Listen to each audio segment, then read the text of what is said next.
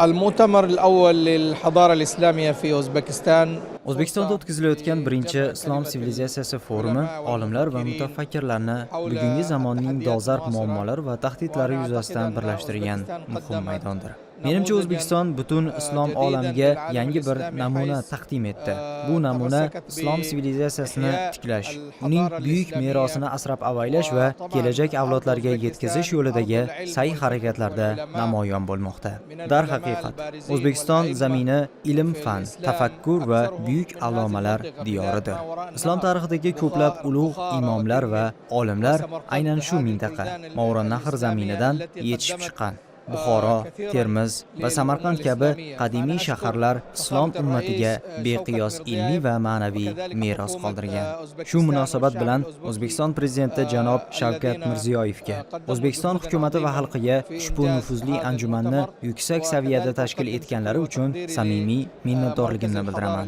Shuningdek, O'zbekistondagi Islom sivilizatsiyasi markazi jamoasiga ham alohida tashakkur izhor etaman. Maldiv Respublikasi va O'zbekistonni islom olamiga mansublik, shuningdek har ikki davlatni islom hamkorlik tashkilotiga a'zo ekanligi birlashtirib turadi. Mening ma'lumotimga ko'ra, ko'plab o'zbekistonliklar Maldiv Respublikasiga sayohat qilish va dam olish uchun tashrif buyuradilar. Biz ularni doimo mamnuniyat bilan kutib olamiz. Shu bilan birga biz ham O'zbekistonga tashrif buyurishni istaymiz. Chunki O'zbekiston go'zal tabiat, boy tarix va buyuk sivilizatsiya markazidir.